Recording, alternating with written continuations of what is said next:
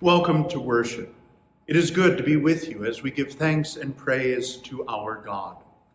I am Ryan Anderson. I serve as senior pastor at First English Lutheran Church in Peoria, and I serve as dean of the Northern Conference of the Central Southern Illinois Synod of the ELCA. This year during Lent, several pastors and congregations in the Northern Conference have come together to provide Lenten midweek worship. We decided to take up the theme, Waters of Life. Historically, Lent is a time to prepare for baptism or to remember one's baptism. The waters wash our sin away. The waters unite us with Christ in death and resurrection.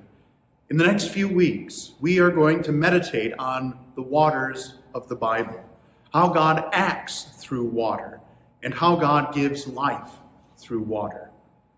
Tonight, we will hear about the waters of the Great Flood from Pastor Joy Miller and the good people at Immanuel Lutheran in Minonk, and Pastor Linda Strader and the good people of the three Saints Parish, which is comprised of St. John's, Lakin, St. Timothy, Wyoming, and St. Mark's, Chillicothe.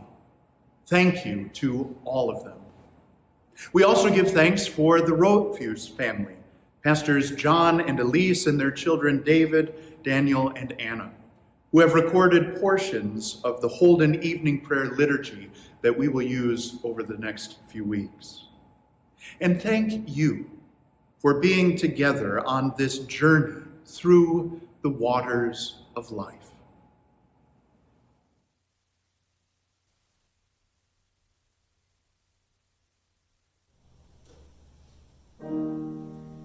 Jesus Christ, you are the light of the world. The light no darkness can overcome. Stay with us now, for it is evening, and the day is almost over. Let your light scatter the darkness, and shine within your people here.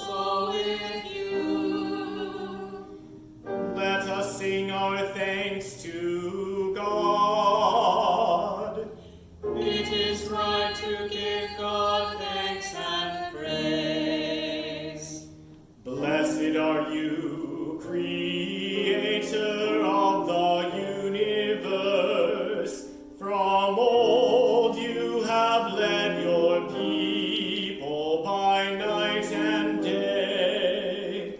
May the light of your Christ make our darkness bright. For your word and your presence are the light of our pathways, and you are the light and life of all creation. Amen.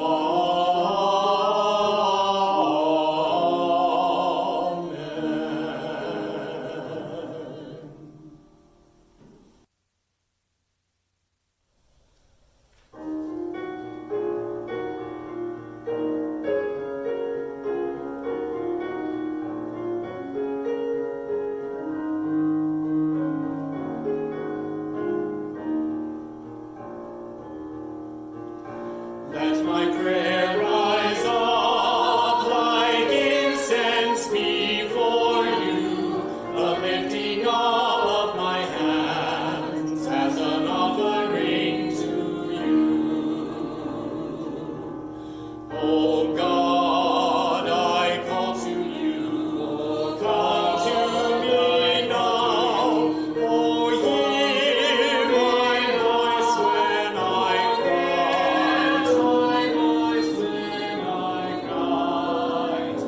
Let my prayer rise up like incense before you, the lifting up of my hands as an offering to you.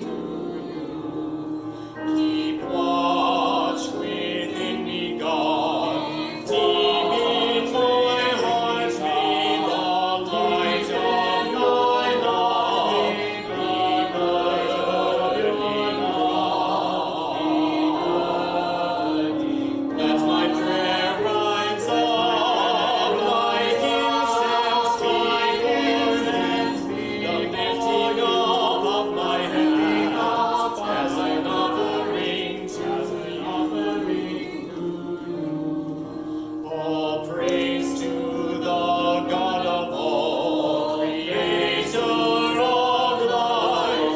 All praise be to Christ and the Spirit of Christ and the Spirit. Let my prayer rise up like incense before you, the lifting up of my hands as an offering to you.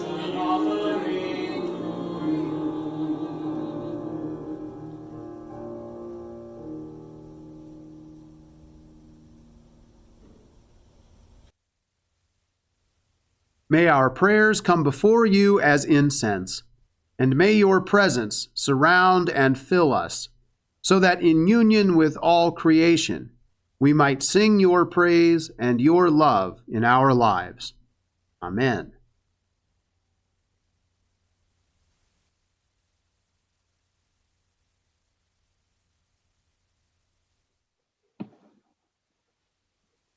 Hello, I'm Pastor Linda Strader, and this is Pastor Joy Miller.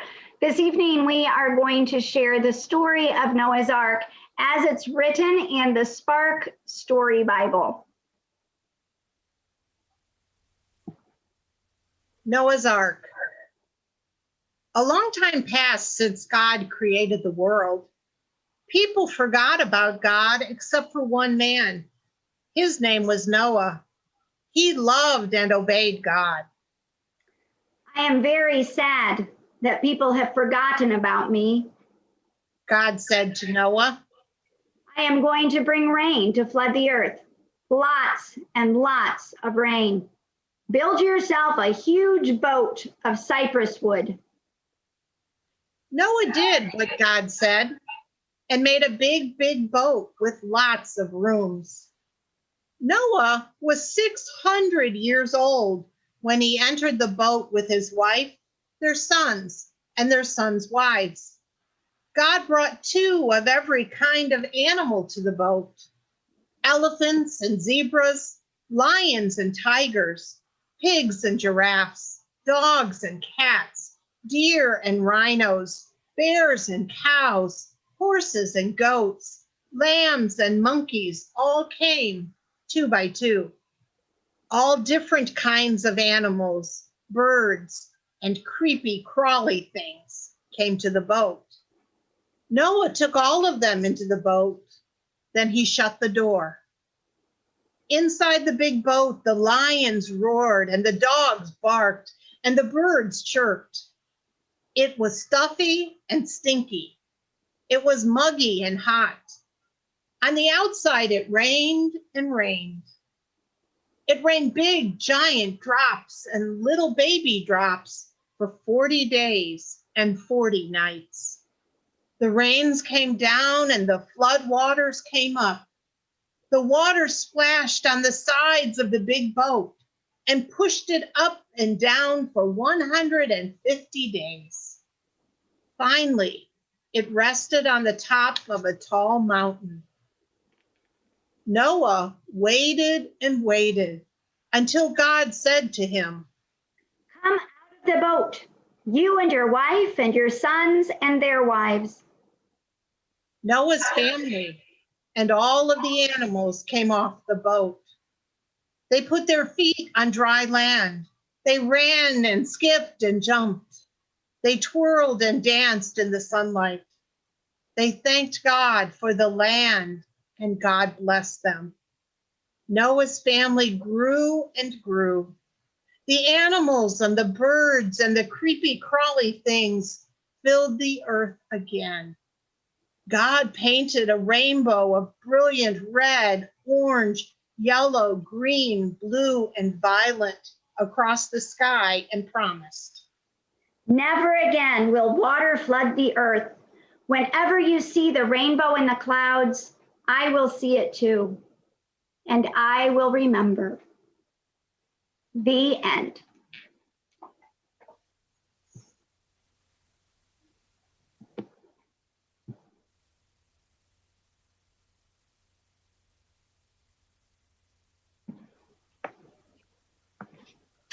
Good evening, everyone. Welcome to Behind the Stories, a program created to help us think about events, past and present, in new and deeper ways. I'm your host, Linda Strader, and tonight our first subject is the Great Flood, known by many of our viewers as the story of Noah's Ark. This story is about much, much more than the Arky many of us sang as kids at camp. Our panel of guests this evening include, first, noted meteorologist and weather historian, Ms. Jessica Overocker. Hello, Jessica, welcome. Oh, thank you. Good to be here. Also joining us this evening is Dr. Pam Orton, a psychologist whose area of expertise is trauma, especially as it relates to catastrophic natural events. Welcome, Pam. We are glad to have you here with us, Dr. Orton. And also, the Reverend Joy Miller is with us this evening. She is a parish pastor who strives to help her parishioners think theologically about the intersection between their own lives and the ancient stories of the Bible. Welcome, Pastor Joy. good to be here. Now, we only have a short time before our first commercial break, so let's get started. Jessica, is the account of Noah's Ark the worst flood in history? The worst flooding on recorded history is the floods in China of 1931, which lasted from June until August, and estimates are between 500,000 and 4 million people perished. Oh my, but so are you saying that the flood Noah and his family survived was not the worst flood in history? No, actually not at all. I'm simply saying that we don't have data for floods that far back, as they are recorded in Genesis chapter 6, 7, and 8. What we do have more recently, however, is a much greater understanding of the end of the last ice age, which helped us to reveal a possibility that an actual catastrophic flood event did occur. The Bible story of Noah's Ark is not the only account of a catastrophic flood. There are numerous flood stories that came out of the ancient Near East. Multiple accounts from multiple traditions indicate that there may very well have been disastrous flooding that had a lasting impact on humans and the story they tell. Wow, that's really interesting. How can we know then if the account in the Bible is the correct one? Well, I cannot address that as well as Pastor Joy probably can. I think, though, that just as with any written account, the reader must always consider the audience and the writer's intended purpose. I'm not sure that this story's primary purpose is to present scientific facts. Pastor Joy, are you able to speak to Jessica's assertion? Certainly, Linda. I think Ms. Overocker is correct. Rather than look to the Bible for scientific facts, we do well to consider the intended audience and the purpose of the written stories. The more useful theological questions are not related to facts, data, or numbers, but rather to the meaning of the story, and most of all, what the story tells us about God. The flood account in the book of Genesis frames the flood event theologically.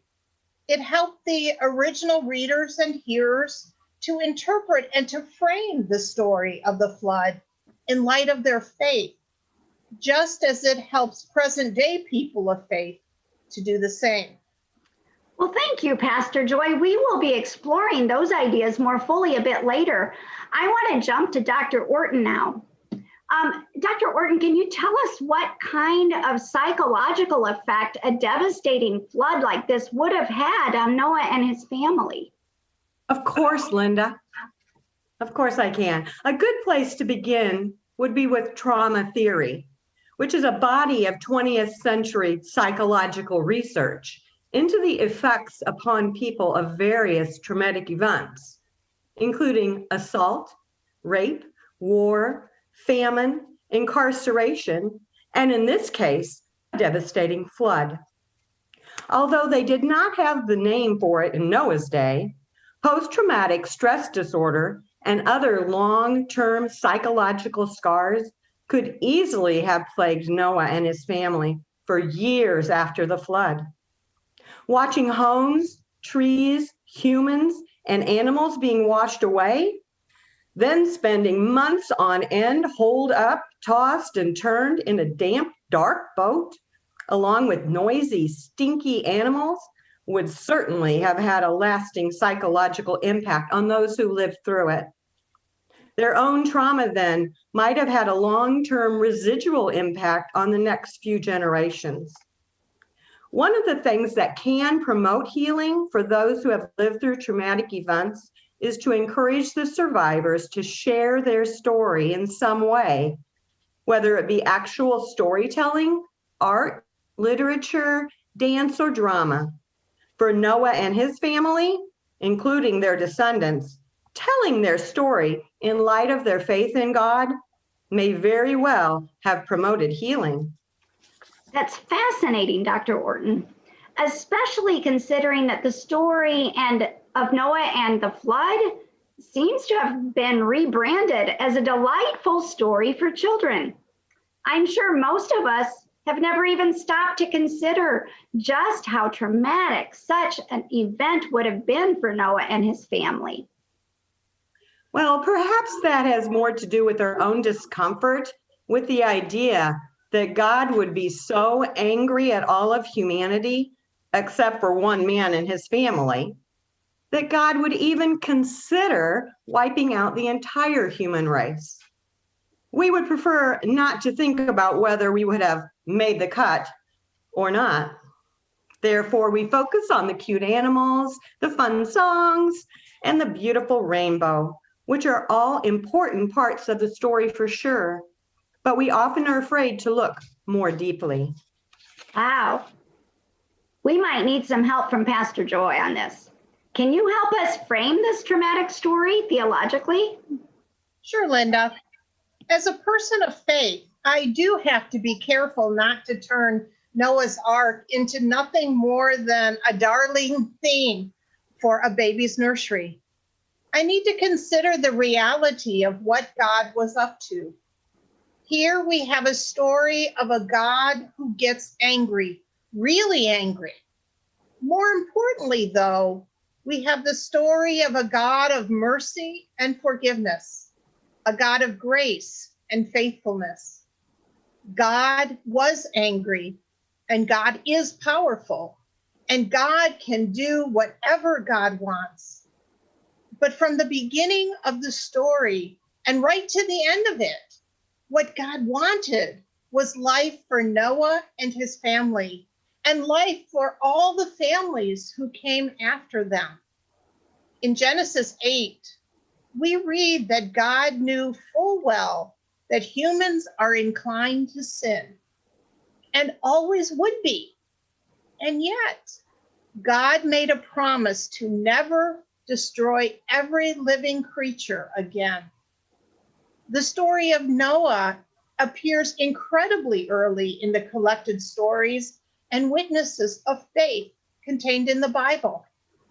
But if you keep reading, you will find that God's love for humanity is so great that God took on flesh, was born as a human, and died as a human on the cross for the sake of all humanity, so that all humanity might live in loving relationship with God and with one another forever.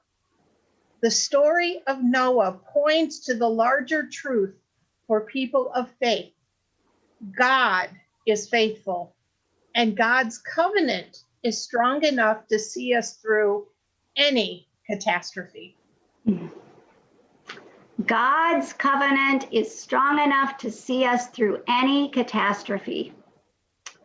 What a beautiful way to end this segment of our show. Thank you to each of our guests this evening, and join me again after the break as we explore the story of Jonah. Can a person really live inside a fish for 3 years or for 3 days? Find out when we come back. Thanks, everyone. Thank you for having us.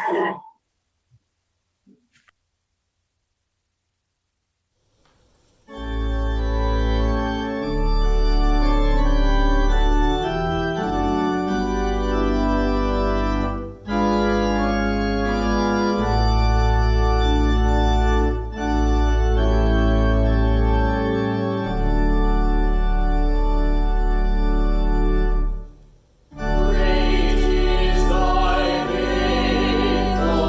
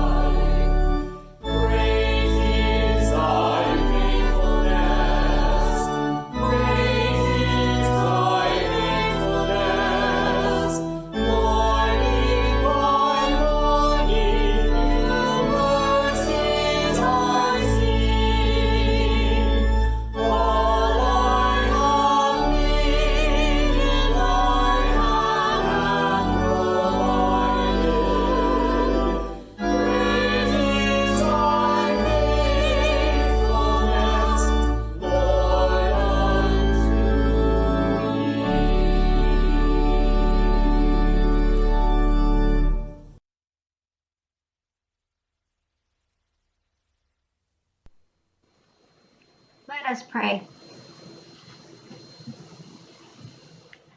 Loving God, we come to you trusting in your mercy and knowing that your steadfast love endures forever. Look with mercy on those who are harmed or displaced by water and turn to you for protection. As you have made water a sign of your kingdom and of cleansing and rebirth, grant your people vision to see new life on the other side of disaster. To you be given all honor and praise through Jesus Christ, our Savior and Lord. Amen.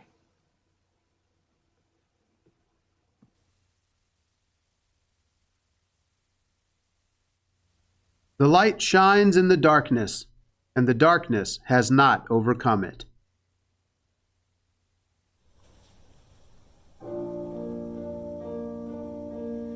An angel went from God to a town called Nazareth, to a woman whose name was Mary. The angel said to her, "Rejoice, O highly favored, for God is with you. You shall bear a child, and his name shall be Jesus, the chosen one of God Most High." And Mary said, "I am the servant of my God. I live to do your will." My soul proclaims your greatness, O God, and my spirit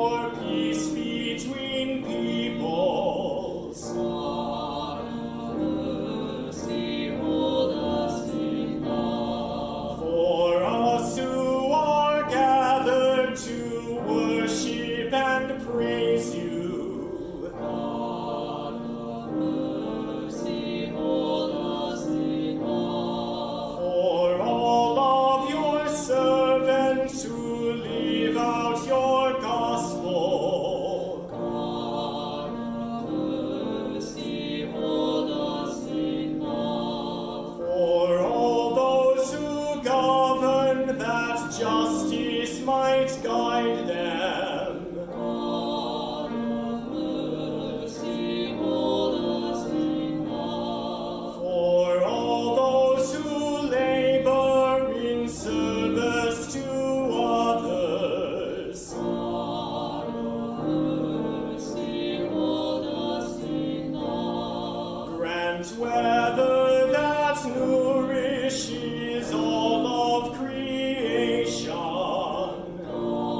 of mercy, hold us in love. Keep watch on our loved ones and keep us from danger.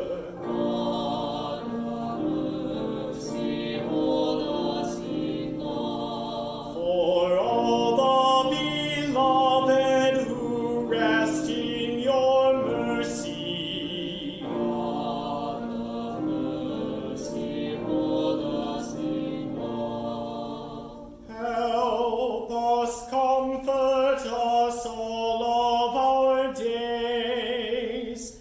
Keep us, hold us, gracious God.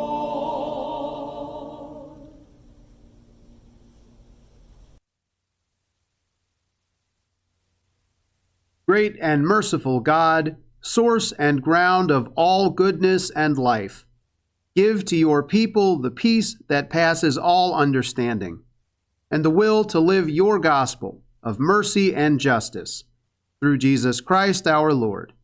Amen. God, remember us in your love and teach us to pray. Our Father in heaven, hallowed be your name. Your kingdom come, your will be done on earth as in heaven. Give us today our daily bread. Forgive us our sins as we forgive those who sin against us. Save us from the time of trial and deliver us from evil. For the kingdom, the power, and the glory are yours, now and forever. Amen.